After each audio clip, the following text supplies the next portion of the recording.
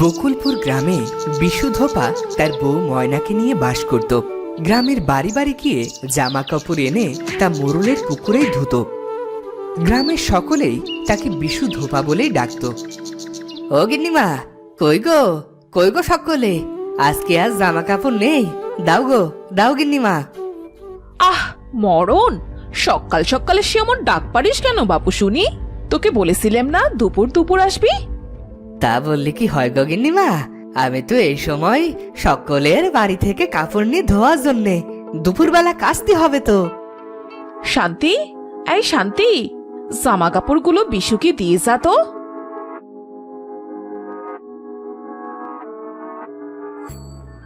তা গিন্নিমা, আগের যে টাকাটা বাকি ছিল সেটা যদি দিতেন। কিসের টাকা শুনি? সব টাকাই তো দেয়া হয়েছে। সে কি করছেন গিন্নিমা, গত 3 বার কাপড় নিলেন, বললেন যে আজ টাকা দেবেন। কই, আমি তো আগের দিনই সব টাকা দিয়ে দিয়েছি। মিথ্যে বলছিস কেন বিশু? গিন্নিমা কি বলছেন আপনি? আমি গরিব মানুষ, বাড়ি বাড়ি কটা কাপড় ধুয়ে কিছু টাকা পাই, আমি মিছে কথা কইব কেন? আপনি তো বললেন আজ বাকি টাকা দেবেন। আবার আমার মুখের উপর কথা কইছিস? বেরো বেরো এখনই বাড়ি থেকে। আপনারা বড় লোক মানুষ, কিন্তু তাও গরিব মানুষটার কটা টাকা মেরে খেতে ভোলেননি। হে, এ তুই কি বললি? আমরা মানুষের টাকা মারি? এত বড় সাহস তোর! খবরদার, আর যদি আমাদের পুকুরে কাপড় ধুয়েছিস তুই। ধোবনি ধোবনি, আর কোনো কালেও আপনাদের পুকুরে কাপড় ধোবনি।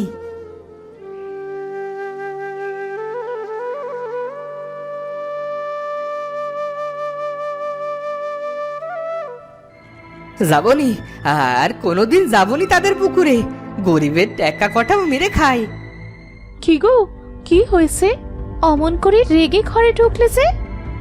আর যাবনি, আর যাবনি কোনোদিন টাকা মেরে খাওয়া লোকদের কাছে। কে টাকা মেরে খেলো?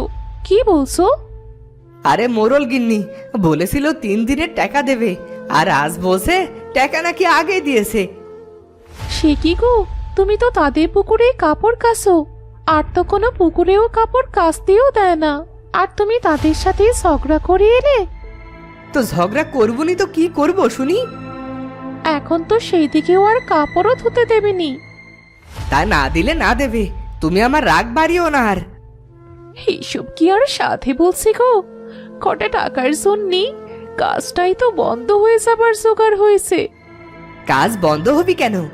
আমি আমি ওই মরা নদীতে যাব কাপড় ধুতে, সেটা তো গায়ের নদী, কারো বাপের নয়। কি? তো তুমি তুমি মরা নদীতে যাবে মানে? পাগল হলে নাকি? না, পাগল হইনি, আমি ওখানেই যাব। ওটা তো শ্মশানের পাশের নদী, কত ভুতুড়ে কাণ্ড হয় সেখানে। না না, তুমি সেখানে যাবে না বললাম কিন্তু। আর আটকিও না আমাকে, বলেছি যখন সেখানেই যাব, প্রাণ যায় যাক। বিশু ময়নার কোনো কথাই শুনল না, সে সব কাপড় নিয়ে গেল সেই মরা নদীর কাছে।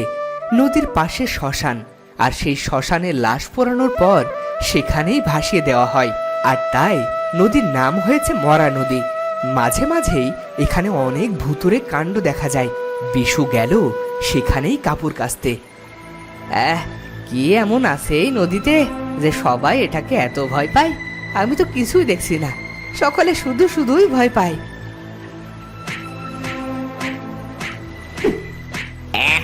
এই বেটা এখানে কাপড় ধুতে এসেছে, দেখো দেখো বউ। কই কই দেখি। হ্যাঁ হ্যাঁ, তো ওই যে এক মানুষ কাপড় কাচে। কতদিন এখানে মানুষ আসতে দেখিনি, সেই যে কবে এটা মরা নদী বানালো মানুষ, তারপর থেকে তো শ্মশানেও আর কেউ মরা পোড়াতে আসে না। ঠিকই বলেছো, আমার কতদিনের ইচ্ছে মানুষ দেখবো, কিন্তু এই গাছকে দেখে যে যেতেও পারিনি। এই বউ জানিস, আমার না মন চায় মানুষ দেখবো, ওদের দেখতে ভারী মজা। আচ্ছা, ওই মানুষটার কাছে গেলে কেমন হয়? বেশ হয় বেশ হয়, চল চল ওটারই কাছে যাই।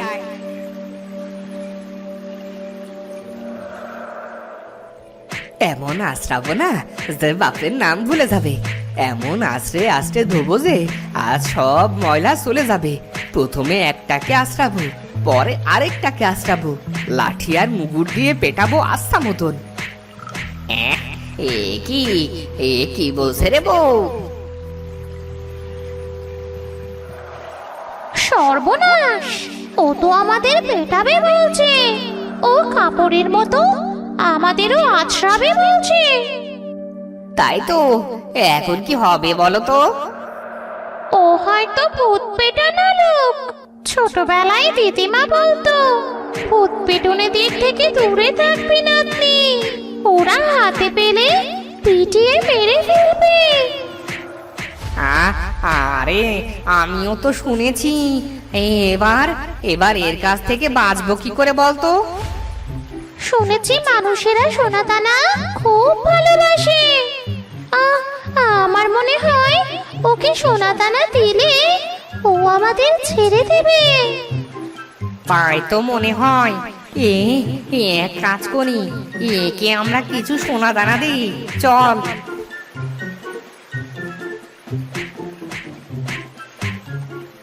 আরে আরে এগুলো কি?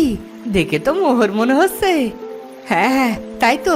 আরে এ কি আশ্চর্য ঘটনা! এ দেখি নদীর পানিতে সোনার মোহর ভেসে আসছে। এ কি করে সম্ভব?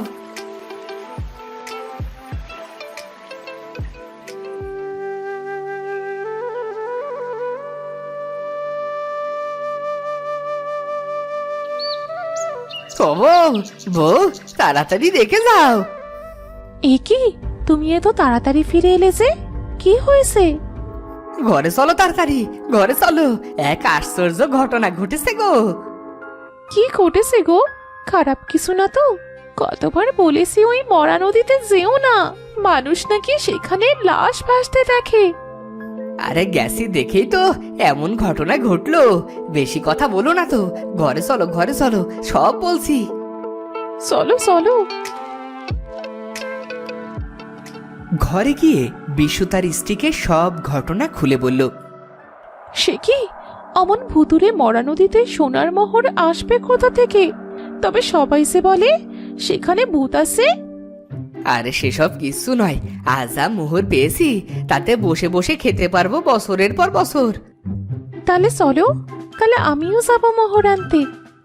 আচ্ছা, কাল দুজন মিলে মোহর আনবো। পরদিন বিশু, ধোপা আর ময়না দুজন গেল মোহর আনতে।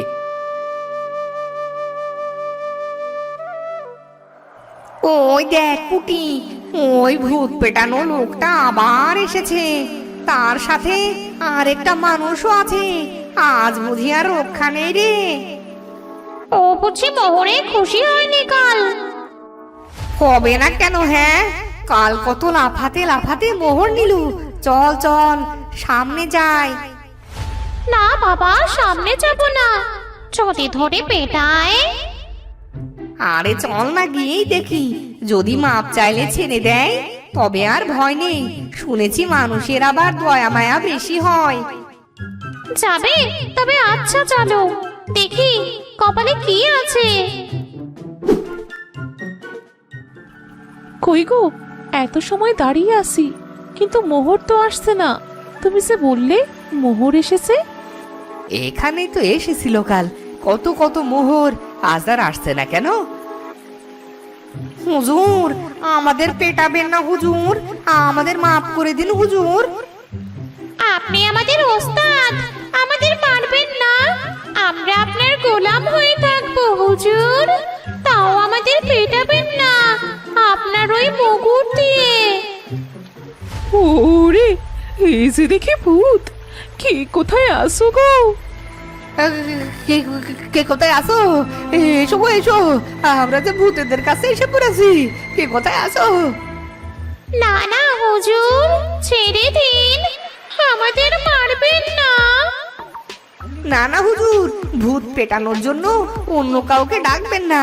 আমরা এই কান ধরছি, কোনো দিন আর এইখানে আসবো না। আপনাকে খুশি করতে এই মোহরের চারা দিয়ে যাচ্ছি। এই গাছ বড় হলে আপনি যত চাইবেন মোহর পাবেন। পালা পুটি পালা। চলো চলো এখান থেকে ভাগি, ভুলেও আর মানুষের সামনে আসবো না। মোহরের ছোট চারা গাছ নিচে ফেলেই পুটি আর বিটলু পালালো। এদিকে ময়না আর বিশু বুঝতে পারলো যে ভূত দুটো ওদের দেখে ভয় পেয়েছে। এইটা কি হলো বলো তো? ভূত তবে মানুষের ভয় পায়? আর আমরা তো এতদিন ওদের দেখে ভয় পেতাম। চলো চলো ওদের দেয়ায় চারা গাছটা গিয়ে লাগাই, দেখি সত্যি সত্যি মোহরের গাছ কিনা। কাল তবে ওরাই আমায় দেখে ভয় পেয়ে মোহর দিয়েছিল।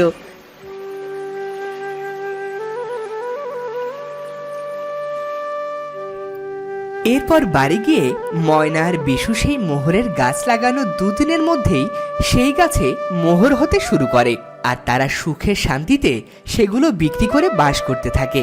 তো বন্ধুরা, ভিডিওটি কেমন লাগলো? যদি ভালো লাগে চ্যানেলটি সাবস্ক্রাইব করে বেল আইকনটি বাজিয়ে দিও। দেখা হচ্ছে পরের ভিডিওতে। ধন্যবাদ।